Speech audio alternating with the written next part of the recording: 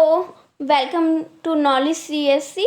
आई am Bhagyashree और आज का जो हमारा टॉपिक है वो है डिस्ट्रिक्ट मैथमेटिक्स, जिसमें हम मैथमेटिकल लॉजिक को पढ़ेंगे, जो कि मेन इंपॉर्टेंट होता है डिस्ट्रिक्ट मैथमेटिक्स में। इसमें हमारा मैथ का पोर्शन आ जाता है, बट ये बहुत इजी है। बहुत से स्टूडेंट को इसे डिफ़िकल्ट लगता है, बट मैं इसे ईजी वे में आपको समझाऊंगी। सेकेंड थिंग, इस चैनल का जो नेम है नॉलेज सीएससी, इसका मतलब है कि हम सीएस के जितने भी सब्जेक्ट्स हैं कंप्यूटर साइंस के, लाइक आर्टिफिशियल इंटेलिजेंस है, सीओए है, डिजिटल लॉजिक है, सॉफ्टवेयर इंजीनियरिंग है, टीओसी है, जो कि सबसे ज़्यादा डिफ़िकल्ट लगता है स्टूडेंट को। इस तरीके हमारे जितने भी सब्जेक्ट है, डीबीएमएस, ऑपरेटिंग सिस्टम, हम सब इसने जो भी डिफ़िकल्ट सब्जेक्ट्स हैं उन्हें इजी वे में समझेंगे इस चैनल पे। ठीक है, इस चैनल का मेन पर्पस यही है। तो हम स्टार्ट करते हैं मैथमेटिकल लॉजिक, जो कि हमारा आज का टॉपिक है।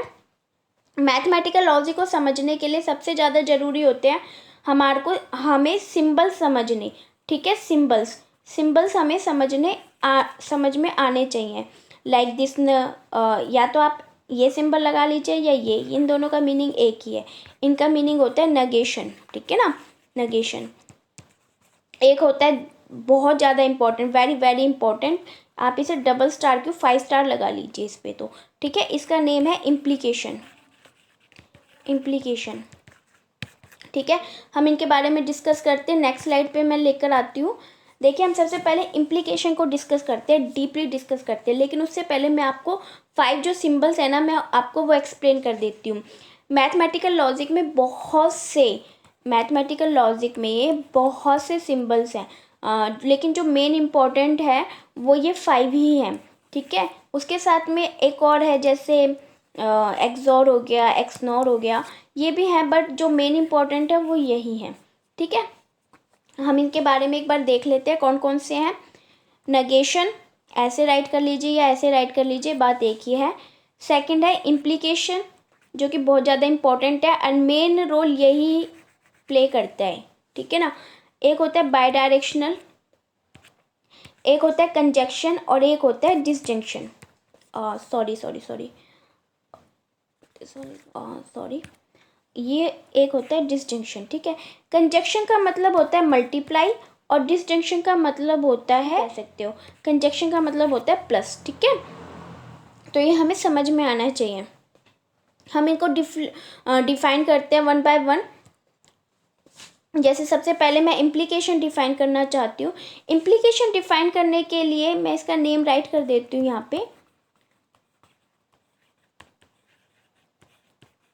इम्प्लीकेशन। ठीक है, इम्प्लीकेशन को कैसे राइट करते हैं, P implication Q, means Q is dependent on P. ठीक है, Q is dependent on P means if P then Q, if P then Q. तो ये मेन इंपॉर्टेंट हो जाता है। इसको स्टेटमेंट के थ्रू भी करते हैं, वो भी मैं आपको करवाऊंगी, वो नेक्स्ट वीडियो में कराऊंगी। इस वीडियो में सिर्फ हम इन सिंबल्स को ही समझेंगे कि होते क्या हैं। ठीक है, इफ़ पी देन क्यू। अगर हम इसकी टेबल के बारे में बात करते हैं तो टेबल कैसे बनती है, पी क्यू। ठीक है, हम इसका एक टेबल बना लेते हैं, पी इम्प्लीकेशन क्यू। तो यहाँ पे हम बाइनरी लेते हैं 0 0 1 1 0 1 0 1। ठीक है, तो यहाँ पे अगर हम ये देखते हैं, इम्प्लीकेशन हमारे पास क्या आ गई, 2 की पावर 2, यानी हमने ये टेबल बना लिया है। अब इम्प्लीकेशन कैसे वर्क करता है, यदि p की वैल्यू 0 है, q की वैल्यू 0 है, तो हमारा जो इम्प्लीकेशन होगा वो 1 आएगा। यदि p की वैल्यू 0 है, q की वैल्यू 1 है, तो भी हमारा p इम्प्लीकेशन q 1 आएगा। लेकिन अगर हमारे p की वैल्यू 1 है, देखिए मैं इसे डिफरेंट कलर से आपको समझाती हूँ। अगर p की वैल्यू 1 है और q की वैल्यू 0 है, तो हमारा जो इम्प्लीकेशन है p इम्प्लीकेशन 0 आएगा। सिर्फ एक ही कंडीशन ऐसी है जिसमें हमारा p इम्प्लीकेशन q आएगा, वो है 1, जब p की वैल्यू 1 और q की वैल्यू 0 हो। यदि p की वैल्यू 1 है और q की वैल्यू 1 है, तो हमारा इम्प्लीकेशन 1 ही आएगा। ये टेबल है। अब हम इम्प्लीकेशन को समझते हैं। ठीक है, एक एग्जाम्पल से समझते हैं। लाइक एक एग्जाम्पल हम ले लेते हैं कि P just P implication negation P, ठीक है। तो इसको कैसे करेंगे सॉल्व, इसको सॉल्व कैसे करेंगे, मैं डिफरेंट कलर से लेती हूँ। हम कैसे करेंगे इसको सॉल्व, इसका जो रूल है वो किसके इक्वलेंट होता है, पी इम्प्लीकेशन नेगेशन पी किसके, क्या होता है रूल, नेगेशन पी, जो ये वाली टर्म होती है ना जो इम्प्लीकेशन से पहले होती है ये नेगेशन में चली जाएगी, ठीक है। और ये जो इम्प्लीकेशन होता है किस में चला जाता है, यस डिसजंक्शन में, और में, इसे और कहते हैं, ठीक है। और जो कंजक्शन होता है उसे एंड कहते हैं, डिसजंक्शन को और कहते हैं, ठीक है। और जो ये नेगेशन पी होता है ना ये सेम आ जाता है, ठीक है। अब जैसे मान लो मैंने कहा पी इम्प्लीकेशन क्यू, तो हम ये किसके इक्वलेंट होएगा, नेगेशन पी और क्यू। मान लो मैं कह देती हूँ P negation P implication Q, तो ये किसके इक्वलेंट हो जाएगा, देखिए नेगेशन तो आगे आएगा ही, साथ में जो ये पी है ना ये इस तरीके से हो जाएगा, ठीक है। ये जो इम्प्लीकेशन होता है ये डिसजंक्शन यानी और में कन्वर्ट हो जाएगा और ये क्यू सेम रहेगा। तो अब इसको कैसे सॉर्ट आउट करेंगे, इसको सॉर्ट आउट करने के लिए हम क्या करेंगे, जो ये नेगेशन होता है ना ये रूल होते हैं, कुछ लॉज होते हैं, उन लॉ के थ्रू हम ये कह सकते हैं, इसे डी मॉर्गन लॉ कहते हैं, जो नेगेशन होता है ना ये कैंसिल हो जाता है। तो हमारा आंसर क्या आएगा, पी और क्यू, ठीक है।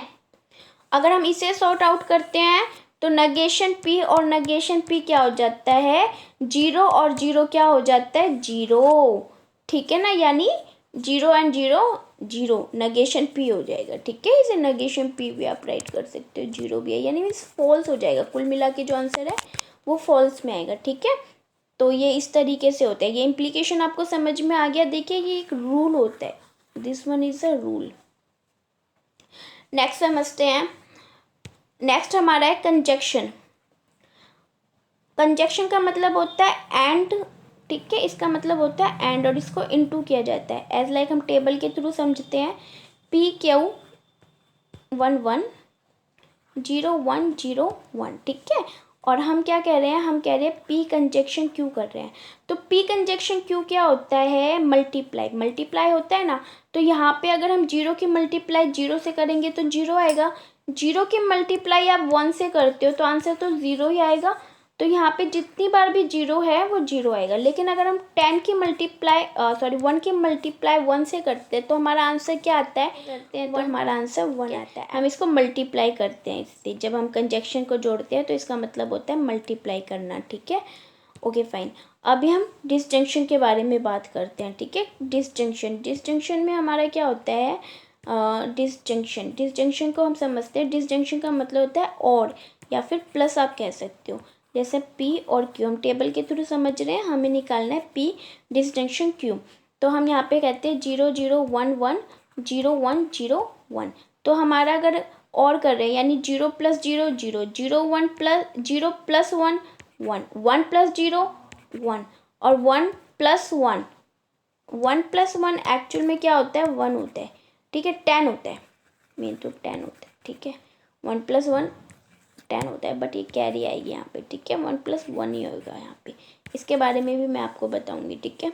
तो ये हो गया, जब हम मल्टीप्लिकेशन और ये करेंगे ना सम, तब मैं आपको समझाऊँगी, ठीक है। ये नंबर सिस्टम में आ जाता है, अभी आप इसको इतना ही समझिए। जब हम एंड करते हैं तो 1 1 1 आता है। जैसे मैं एक टेबल पे आपको आराम से समझाती हूँ, मान लीजिए P है, ये Q है, ठीक है। हमने लिया P conjunction Q, P disjunction Q, ठीक है। 0 0 1 1 0 1 0 1, ठीक है। ये हमारी क्या हो गई, टेबल हमने एक बना ली है, ठीक है ना। मैं इसको डिफरेंट कलर से आपको बताऊंगी, अच्छे से आपको समझ में आना चाहिए मेन, ठीक है। 0 से 0 0 जब कंजक्शन करते हैं तो हमारे यहाँ वैल्यू 0 आती है, ठीक है, इनटू होता है। 0 1 0 1 0 0 1 1 1 आता है। केवल कंजक्शन के केस में केवल एक ही वैल्यू ऐसी होती है जिसमें 1 आता है, ठीक है। ये तो हमने 2 की पावर 2 यानी 4 वैल्यूज़ को लेकर बनाया है, ठीक है ना। P डिसजंक्शन, अब P डिसजंक्शन Q यानी ये क्या हो रहा है, प्लस हो रहा है। तो यहाँ पे केवल एक केस ऐसा होता है जिसमें 0 आती है, बाकी सब में 1 आता है, ठीक है। और P इम्प्लीकेशन के बारे में भी अगर हम बात करें, P इम्प्लीकेशन Q के बारे में, तो मैंने आपको इसकी टेबल में क्या समझाया था, 0 0 1 होता है। केवल एक जगह ऐसी होती है जहाँ 0 आती है, वो कहाँ पे, जहाँ P की वैल्यू 1 होती है और जहाँ P की वैल्यू 1 होती है और Q की वैल्यू 0।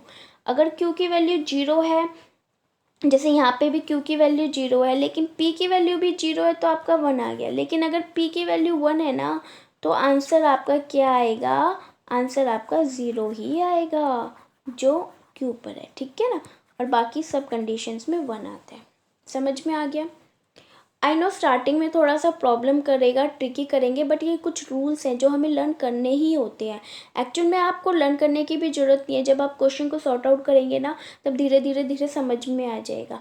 आज की वीडियो में इतना ही। हमारा एक और रह रहा है सिंबल, जो कि है बाय डायरेक्शनल। ये मैं आपको नेक्स्ट वीडियो में समझाऊंगी, बहुत अच्छे से इसको डिफ़ाइन करेंगे, क्योंकि ये खुद ही एक लंबा टॉपिक है, इसको आराम से समझेंगे।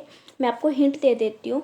अगर हम कहते हैं P बाई डायरेक्शनल Q, तो हमारा इसका क्या, ये किसके इक्वलेंट होता है, ये इक्वलेंट होता है P implication Q and Q implication P, ठीक है ना। ये इसके ही होता है। अब हम इसे भी खोलेंगे, इसे भी खोलेंगे as a word, as per the rule, जो भी रूल होते हैं हमारे। इसका रूल क्या है, P इम्प्लीकेशन Q का रूल मैंने आपको क्या बताया था, नेगेशन P और Q, है ना। और ये एंड का एंड ऐसे आ जाएगा, और ये वाला क्या हो जाएगा, नेगेशन Q और P, है ना। तो इसे अच्छे से समझेंगे। आज की वीडियो में इतना ही। कल हम फिर एक वीडियो लेकर आएंगे और मैं इसी टॉपिक को एक्सप्लेन करूंगी। यकीन मानिए हम इतने क्वेश्चंस करेंगे ना कि हमारी इसमें बहुत प्रैक्टिस हो जाएगी।